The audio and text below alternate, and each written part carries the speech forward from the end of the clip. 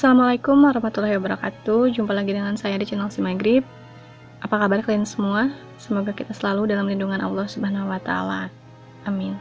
Dalam kesempatan ini saya akan menceritakan sebuah pengalaman horor yang dikirim oleh Kang Epul yang ada di Kopo Bandung.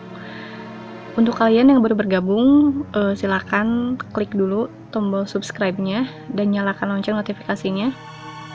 Selamat mendengarkan.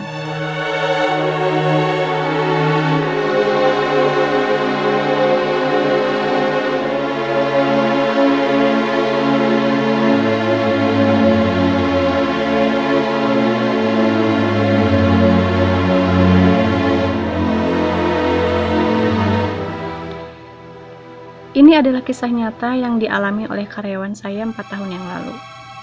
Saya mempunyai perusahaan kecil yang saya geluti di bidang konveksi.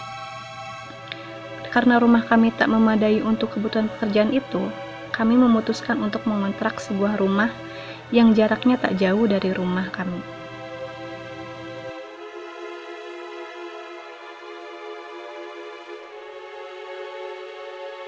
Sekilas kontrakan itu biasa saja, namun kurang positif dari segi energi, karena tak terkena sinar matahari mau pagi ataupun sore. Tiba-tiba datang tetangga sebelah dengan tegur sapa yang sangat ramah. Tak terasa kami pun mengobrol panjang lebar hingga tetangga saya pun bertanya, gak takut gitu kamu ngontrak di situ?" Saya pun menjawab dengan sedikit heran. "Lah, kenapa harus takut? Takut sama siapa?"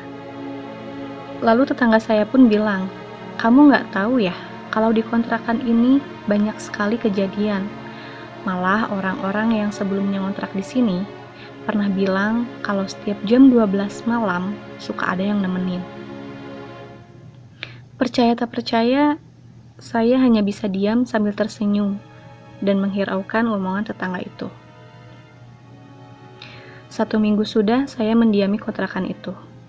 Tibalah di suatu malam, saya dan 2 orang karyawan saya harus bekerja lembur karena barang harus dikirim keesokan paginya. Singkat cerita, lewat jam 1 malam, saya pun pulang duluan karena sudah ngantuk.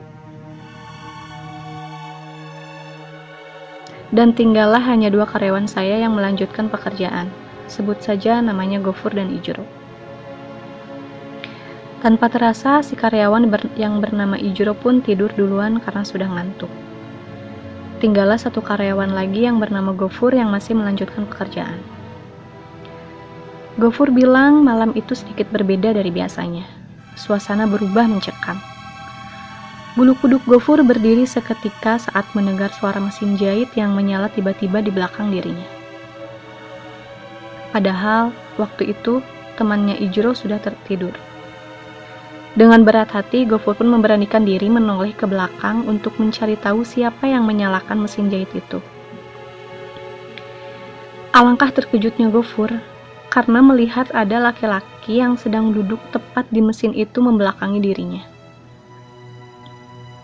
Dengan ketakutan, Gofur berusaha menyelesaikan pekerjaan sampai selesai. Keesokan harinya, Gofur pun bercerita kepada saya tentang apa yang dia alami tadi malam.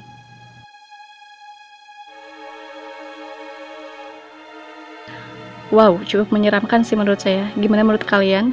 Bisa komen di bawah ini. Sekian cerita dari Kang Epul yang ada di Kopo Bandung. Terima kasih untuk kirimannya.